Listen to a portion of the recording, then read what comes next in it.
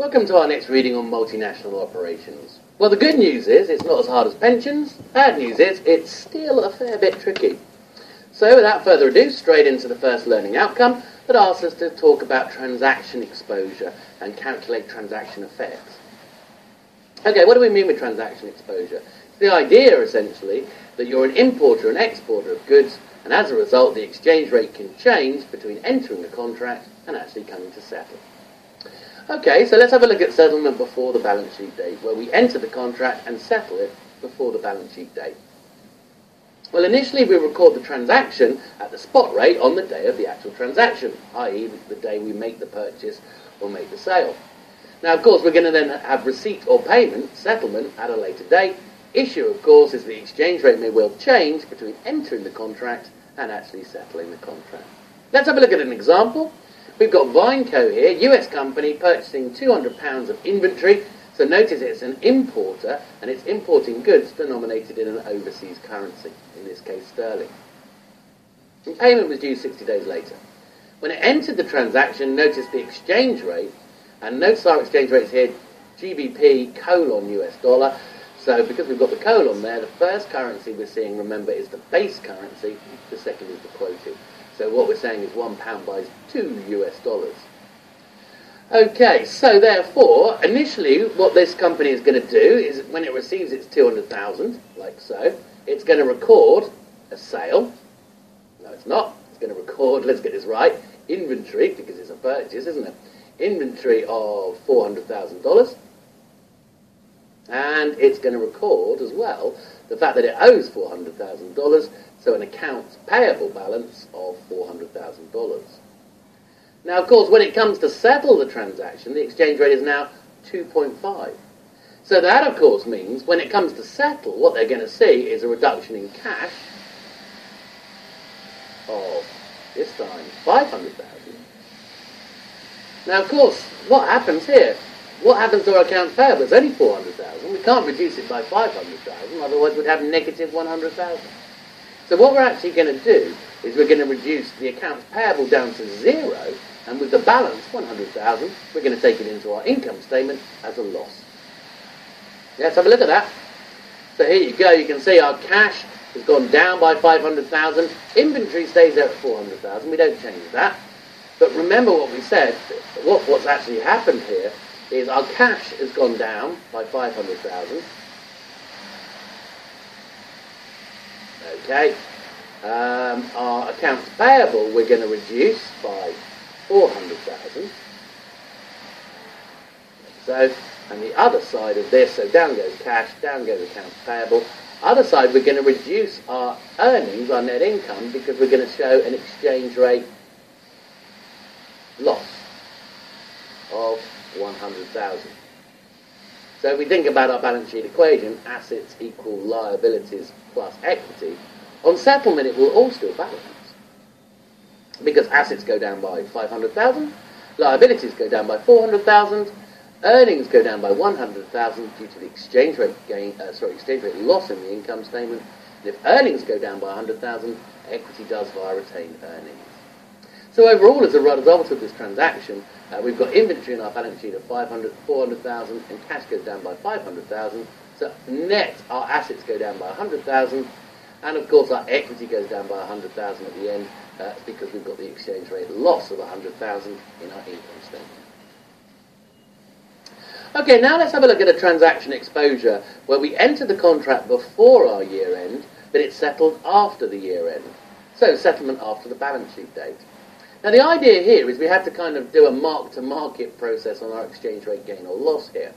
So we're going to record an unrealised gain or loss at the balance sheet date. Then, of course, when we get to settlement of the contract, we'll show a further gain or loss. So let's have a look at our little example here. We've got Ledesma here, a UK company, and it's selling $500,000 of goods to a US company. So notice it's exporting goods, and it's exporting in an overseas currency, the dollar, rather than its domestic currency. Now, payment here is due 90 days later, but the year end is only 30 days away. So in other words, the settlement will take place 60 days into the new year. So, initially when Ledesma sells its 500,000 of goods, it's going to record, of course, a sale. and it's going to record accounts receivable. Now notice what we're saying here. At that time, the exchange rate is $2 to the pound. So in pounds, because Ledesma is a UK company, it would be recording a sale of 250,000. And it would also report, of course, accounts receivable of 250,000. Okay, so that's what happens at the date of the transaction. What's going to happen at the year end? Well, at the year end, because the exchange rate moves, we're going to realise that our accounts receivable is wrong. If we do 500,000 divided by 2.3, we realise actually we only want accounts receivable of 217,391. Our accounts receivable is too high at £250,000. So we're going to write some of our accounts receivable off, reduce it in the balance sheet, and put it into the income statement as a loss. Let's have a look at that on the next slide. So notice, there we are, we've got our original, and we're looking at accounts receivable here. You can see, there you go, accounts receivable. And there you are, we've got our original accounts receivable. Then at the balance sheet date, we realise, because of the exchange rate, our accounts receivable shouldn't be £250,000. It only needs to be 217,000. So we reduce the accounts receivable in the balance sheet down to 217, which of course is a reduction of £32,609, pounds, not dollars. So what we're going to do, notice, is put that in the income statement, write down the accounts receivable, put it in the income statement. If it's in the income statement as a loss, it's going to reduce our earnings, and if it reduces our earnings, by definition it reduces our net income, our retained earnings as well. Okay, now when it comes to settle, you can see the exchange rate is actually only 2.5 dollars to the pound. So in terms of, if we take 500,000, divide it by 2.5, we're actually only going to get $200,000 worth of cash in. So we pay off our accounts receivable, and now, of course, our accounts receivable was sitting there at 217. So if we pay off our accounts receivable, up goes our cash by $200,000, down comes our accounts receivable by $200,000, and we've still got 17,391 kicking around. But we've received full settlement. So what we need to do is eliminate that remaining 17,391 from our accounts receivable and take it into the income statement as a loss. So we put accounts receivable falls by 17,391. We will show a loss in the income statement, an exchange rate loss of 17,391. And if we've got a loss in the income statement, our retained earnings are lower by 17,391. Excellent. Good. Okay, so you can see, yes, immediately prior to settlement, we have 200,000. We know that. Okay. Unrealised at balance sheet date, yes, we saw the 32,609. Good. So this just generally gives you an idea of whether you get an exchange rate gain or exchange rate loss on your imports and exports.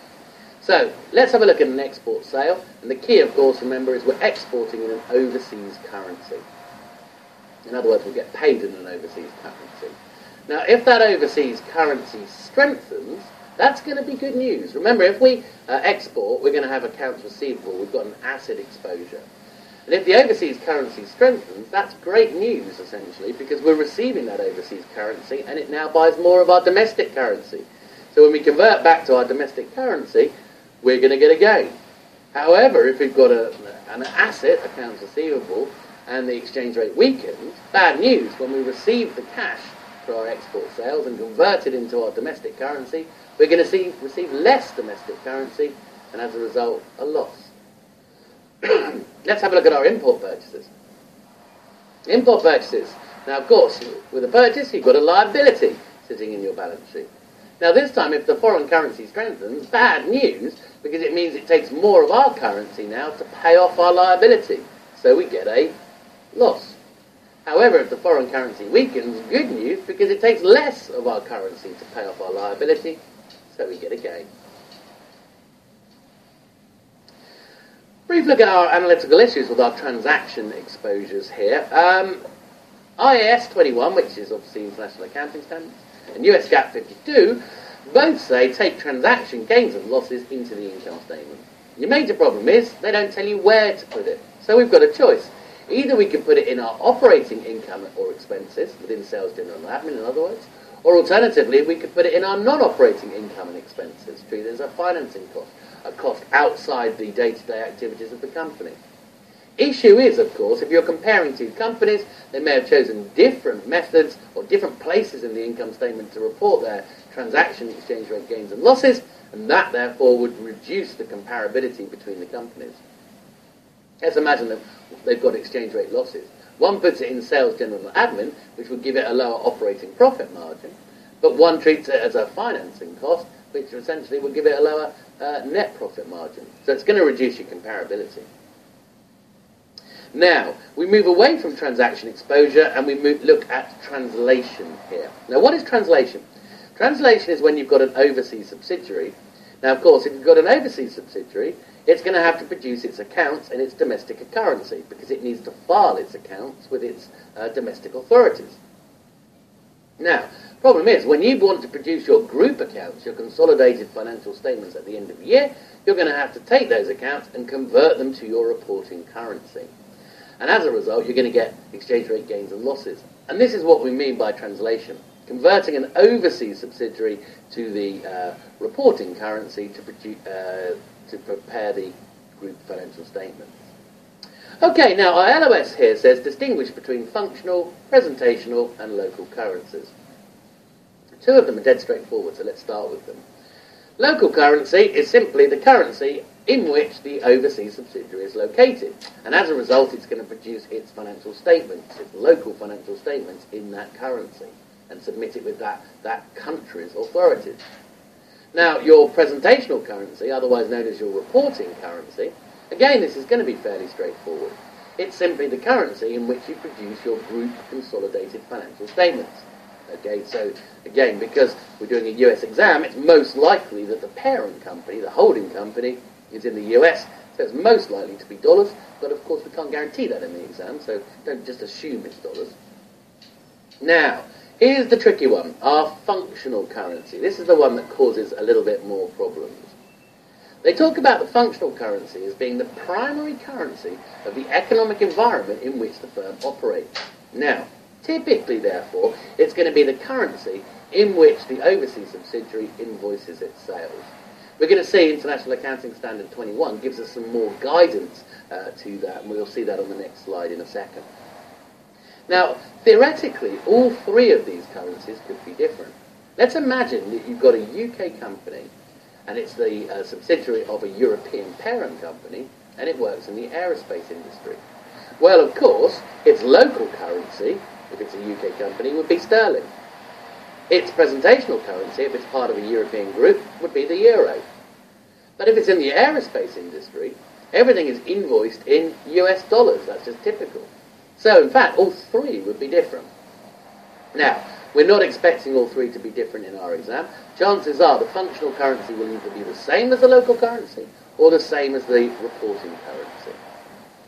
Now let's have a look at that additional guidance that International Accounting Standards gives us for identifying the functional currency. Number one, and it's that key point that we just mentioned, it's the currency that influences your sales price. Okay, so in other words, the currency in which you invoice your sales. Likewise, the currency of the country whose competitive forces and regulations determine the price that you can charge for your goods.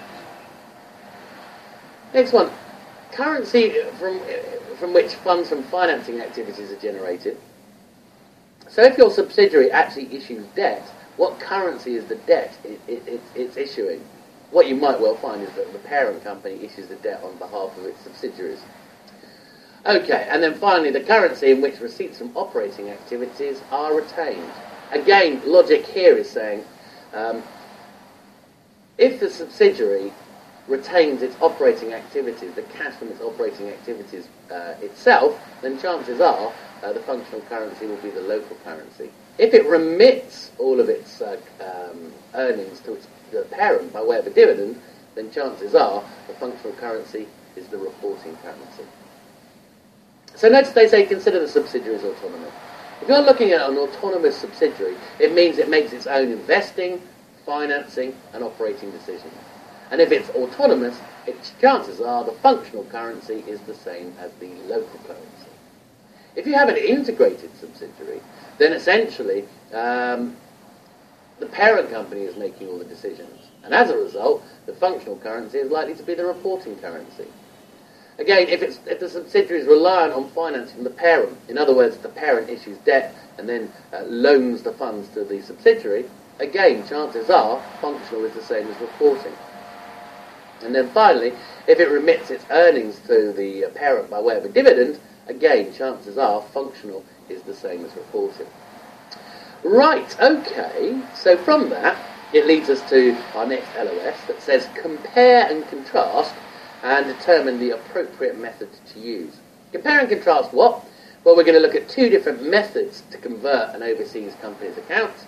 Either the temporal method, which has an alternative name, remeasurement, or the current rate method, that has an alternative name, translation. Now, sometimes the examiner will give you the alternative names just to try and mess you up, and always guarantee that some people have just learnt the names temporal or current, and as a result they get messed up if they give the alternative names. Now, wouldn't it be nice if the temporal's alternative name was translation? I always think T for temporal, T for translation, then I say to myself, oh, no, that's not right. It's not T for temporal, it's not T for translation, it's actually remeasurement. Okay, there's probably an insight into my mind that you didn't need. Okay, but remember, temporal is remeasurement, current rate is translation. Now, when do we use the temporal? If the functional currency is the same as the presentation currency, i.e. the reporting currency, then all we need to do is go from our local currency into the functional stroke presentation currency. And we use the temporal method to do that. You'll start to learn that the temporal method is the nastier of the two methods we're going to look at. Now, if the local currency is the same as the functional currency, then you've just got to go from the local stroke functional into the presentational currency, in which case we use the current rate method, which you will like because it's a lot easier. So, number one objective in your exam is to spot which is the appropriate method to use. A few exchange rate definitions, and then we'll get into comparing and contrasting our two methods. When we talk about the current exchange rate, we'll always mean the exchange rate at the closing balance sheet date. If they talk about the average exchange rate, we just mean a weighted average exchange rate over the reporting period, okay, i.e. over the income statement period. And then finally, we'll also talk about historical exchange rates, which will simply be the exchange rate that existed when a particular transaction occurred, okay. So in other words, it could be the exchange rate when you issued your equity, the exchange rate when you bought your plant, property and equipment, etc., etc. Now, calculating currency exposures. Currency exposure, you'll only be exposed to anything that is affected by the closing exchange rate, if we're looking at the balance sheet. Now, under temporal method, it's only what we call monetary assets and liabilities, okay? So only monetary assets and liabilities are exposed to changing exchange rates. What is a monetary asset or liability? It's any asset that's either cash or is convertible into cash. It's any liability that's going to be settled by payments. So typically, if we look at the assets of a company, it's going to be cash and accounts receivable. What it tends to exclude is plant, property and equipment and inventory. PP&E, you don't essentially convert that into cash. And inventory, of course, you don't convert that into cash. You sell that, and when you sell it, of course, it's converted into accounts receivable, which is the monetary asset. So inventory itself is not. When we look at our liabilities, we'll find that most of our liabilities are debt instruments that will be settled in cash. Okay. So therefore, your temporal exposure is your monetary assets minus your monetary liabilities. What you'll often find, therefore, is you might actually be looking at a monetary net liability position. Now, under the all-current rate method, the easier of the two, all our assets are converted at the closing exchange rate. All our liabilities are converted at the closing exchange rate. Now, of course, if assets and liabilities are converted at the closing exchange rate, then by definition, so is stockholders' equity. Okay, let's get into our first method. So we're going to look at the temporal method first of all. Our temporal method, otherwise known as remeasurement. In the balance sheet, of course, all of the monetary assets and liabilities, so cash, accounts receivable, accounts payable, short-term debt, long-term debt, all of those are going to be converted at the current rate, the closing balance sheet exchange rate. All other assets and liabilities, so plant, property and equipment, intangibles, inventory, notice they're mainly assets, are going to be converted at their historic rates, i.e. the rate when they were purchased. Capital stock, so our common stock, our additional paid-in capital, will be converted at the historic rate when it was issued. Okay, and total equity is going to be a mixed rate overall. Now don't worry about that right now, we'll come back, we'll talk about that in just a second. In our income statement, most of our, all of our revenues and most of our expenses will be at the average exchange rate during the year. There is, however, some exceptions to this. Cost of goods sold should be at a historic rate. So we need essentially the historic rate of our beginning inventory, the historic rate for every one of our purchases, and the historic rate for our ending inventory. Remember, historic rate is the rate, exchange rate at the time of the transaction. Depreciation, well, if in our balance sheet we use the historic rate for plant, property and equipment, it makes sense that we use the same historic rate for our depreciation in the income statement. Same goes for amortization. Use whichever rate you use for your intangibles in the balance sheet for the amortization in the income statement. So those are all the historic exchange rates. Notice exchange rate gains and losses under the temporal method will hit the income statement. One last thing to say, if you do have a company that pays dividends, notice those will be at the historic rate when those dividends are declared. Right, this is the method that we're going to go through, and the LOS asks us to be able to calculate under both the temporal method and the all current rate method, so you could be doing this in the exam. Step 1, produce the top of the balance sheet. PP&E, intangibles, of course, at their historic rates. Most of the other assets, cash, accounts receivable, at closing rate, with the exception of inventory, which again is historic. Get your total assets. Once you've got your total assets, of course, by definition, we have our liabilities and our stockholders' equity. It's always got to be the same as our total assets. That's why it's a balance sheet, of course. So what we now do is just convert our liabilities. Now, most of our liabilities are going to be monetary, but they'll be at the current exchange rate, i.e. the closing exchange rate. So we get our liabilities.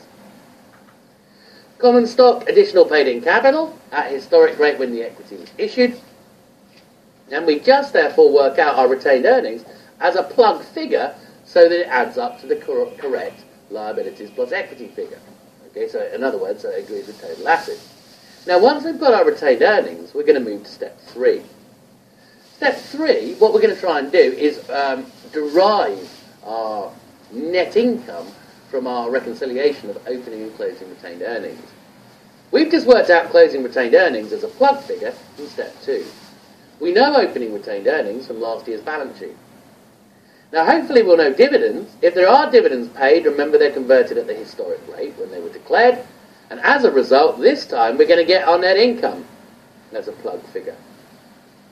Now, next step is step 4. What we now do is produce the income statement. Sales, average rate, cost of goods sold, historic. Most of our expenses are average rate with the exception of depreciation and amortization. Okay, now when we total our income statement, we're going to find that the net income we get does not agree with the net income that we got in step 3. Okay, so it doesn't agree. So what do? We force the net income in the income statement to agree with the net income in our retained earnings reconciliation by adding either an exchange rate gain or subtracting an exchange rate loss in our income statement. Okay, that's the process. Let's put it into practice and see if we can do some numbers. So we have Super Incorporated here. It's a US firm with a European subsidiary called Hoops. And we've got the following data relating to our European subsidiary Hoops. Its opening exchange rate at the beginning of the year was $1.50. Okay, Hoops produces its accounts in euros, so $1.50 to the euro. Closing exchange rate, $1.80 to the euro. Average rate, $1.65 to the euro. And an historic rate, $1.50. Now it says our historic rate is going to apply to beginning inventory, PP&E, common stock, and opening retained earnings. Now again, that's a little bit unrealistic. In reality, each one would have its own unique historic rate, depending on when that transaction occurred, depending on the historic exchange rate when that transaction occurred. We're just having one for the lot to make our life a little bit easier. Notice as well, we've also been given the historic rate for our ending inventory. We're told that the ending inventory was purchased at a weighted exchange rate of $1.70. That's the historic exchange rate for our ending inventory. Okay, so what have we been given? We've been given X7 and X8 balance sheets. There we go. Total assets and liabilities plus equity, all balancing rather nicely. And we've been given an income statement as well for this European subsidiary. Right, okay, let us have a go at actually doing this. It's not going to be too bad. So temporal method. Step one, we start at the top of the balance sheet. And of course our cash, any cash or monetary asset is going to be converted at the closing exchange rate. So our closing exchange rate, where was it? $1.80. So we're going to convert cash and accounts receivable at $1.80.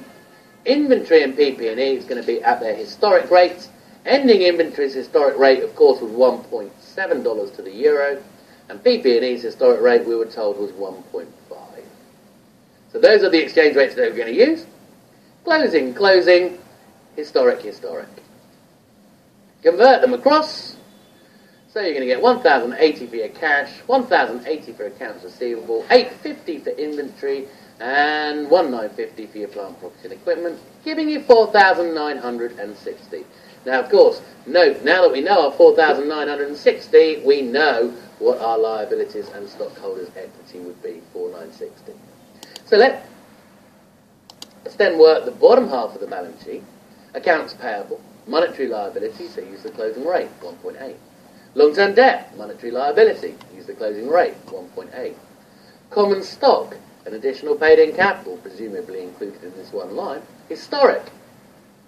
And we're told to use the historic blended rate of 1.5, so 1.5. Our retained earnings, remember, is going to be a plug figure so that it agrees to 4,960. So there we go, those are our rates. Convert across, 360, 2007, 750. So 360 plus 2,700 plus 750 gives us 3,810. We need to get to 4,960. So therefore we need our retained earnings to be 1,150. Just as a balancing figure. Okay, so we finished with step 2. We've now got our closing retained earnings, and we move on to step 3, which is reconciling opening and closing retained earnings. Now, we were told that the historic rate that related to our opening earnings was 1.5, so we use that. Net income, well, that's going to be a plug figure for us. Dividends, this company doesn't pay any dividends, and you can tell that because if you look at retained earnings, it's changed by, there was 200 euros last year, it's 600 euros this year, and that is exactly the same as the change in net income, so dividends were 0. Remember, if you did have a dividend, use the historic rate when it was declared. Closing retained earnings, we've got that from our plug figure from step 2. So we know 1,150. We know 1.5 for our opening retained earnings. So there we go, we get 300. We know we haven't got any dividends. So then we're just going to work out our net income, which must be 850, as a balancing figure. Okay, so we've now got our 850. So we move to our final step, which is producing our income statement. Okay, our sales is going to be at average rate. Average rate for the year was, I've lost it, where was our average rate? 1.65. Cost of goods sold, we're going to have to do a working for because it should be at historic rates. I'll give it you now, and we'll see the working on the next slide. Depreciation, it's going to be historic, whatever you use for your PP&E in the balance sheet. So that was 1.5. Sales, general and admin, average 1.65. Tax, average 1.65. So there you go. Oh, we know we've got to come down to 850, the net income that we just calculated in step 3. Those are our exchange rates to use. So average, working for cost of goods sold because it's going to be historic. Historic for your depreciation, average for your sales, general and admin and tax. Multiply across. And again, I've given you cost of goods sold here, but we will explain how we got to that 2,570 on the next slide. Now, if you add down that, you get gross profit of 2,380, subtract depreciation, 300, subtract 825 for your selling, general and admin, subtract 165 for your tax, and you get 1,090.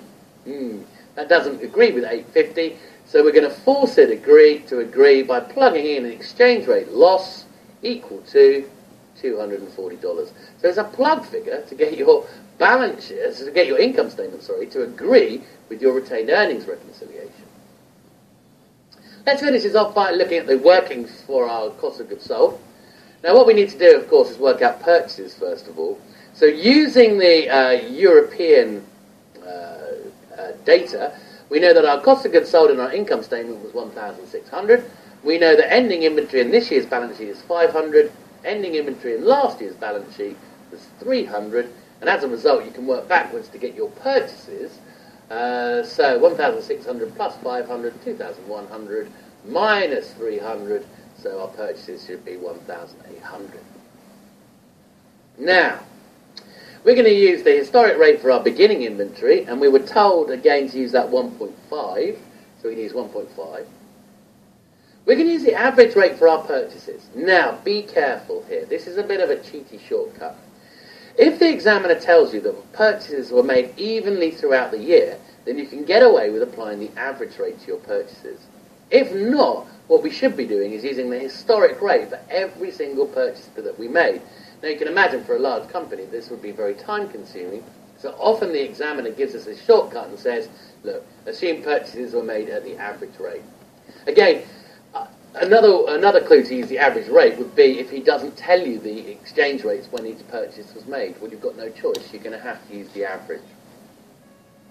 Our ending inventory, of course, we use our historic rate that we were told of 1.7, so let's convert them across. 450, 297, 850, and that's where we got our 2,570 from. Excellent, congratulations, you've done the temporal method, which is easily the harder of the two. What we're now going to move on to have a look at is the current rate method.